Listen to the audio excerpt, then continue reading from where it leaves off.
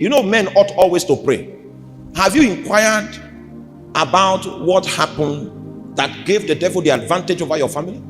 You have not done that because you don't believe that prayer is a critical part of the solution. And David decided to inquire of the Lord. And what did the Lord tell him? The Lord downloaded the case file. The justice situation that was in the court of heaven was downloaded to David. Are you with me? That's not all. God will give you the case file and also tell you the things that you are supposed to do to remove the ground of legality that the devil is exploiting. And when the ground of legality is removed, the devil will have no authority in court. That's how we operate in that place. That's the kind of prayer we pray, considering God as a judge. The only prayer you know is our Father. You only know God as Father within the context of your prayer. That's why you are limited.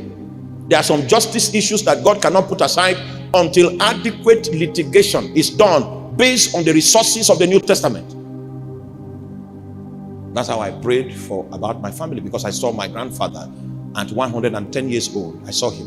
He wasn't using a cane to walk, and he wasn't using glasses, and he had a straight back. But in my father's generation, they could not live more than 60.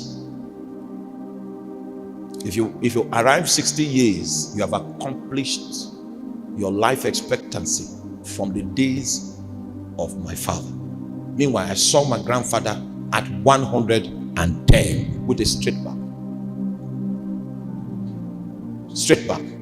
He was praying to die, but death was far away from him.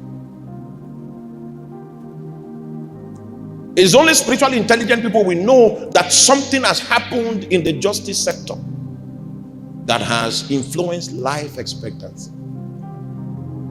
Are you with me? You will need more than tongues to deal with that matter.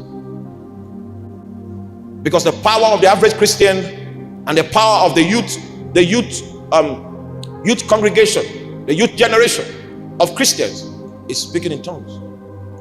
But we have not learned how to engage in court affairs. Some of the bondages that bedevil people in this place this night are intertwined with justice issues, and the accuser has taken the name of your family to court, and darkness, a shadow, has been casted over. Are you still with me?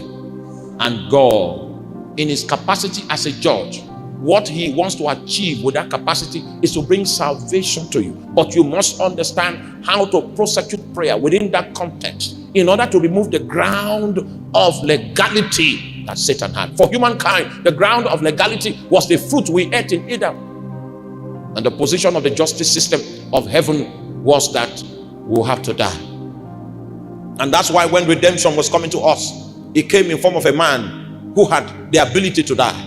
And so in order for Jesus to prosecute redemption, he had to suspend his omni-qualities, so that in every respect he could be as much as a man as I am, giving him the premise to be able to satisfy the claims of divine justice and to remove the ground that the enemy had. It was an adventure in the court session, an adventure in court that took place on the cross. He said, now, John chapter 12 verse 31 is the judgment of this world. Now the prince of this world is cast out. And if, that's the first time Jesus was speaking something about the kingdom, and he was standing on an if I be lifted up. It means in satisfying the claims of divine justice, Jesus should not attempt to be the one to kill himself, because if he does, it will not satisfy the claims of justice.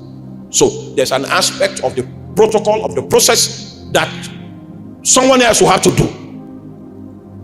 If I be lifted up. Guess who lifted him up? The princes of this world. For the Bible reveals that if the princes of this world had known, they wouldn't have crucified, because the death of Jesus was a legal statement that took away the ground that Satan had over humankind and the possibility of humankind entering into the status of justification. And justification means that you were declared righteous by the heavenly court. Man today has a possibility to enter into the platform of justification just because of the legal implication of that which Jesus did on the cross. And that which Jesus did on the cross is the great exchange. It's the basis for our argument in the court of heaven. Oh my God. We want to argue tonight. Can you? Let me tell you how to argue quickly. I want you to argue for your family. And if indeed your family, are you there? You don't know what will happen this night.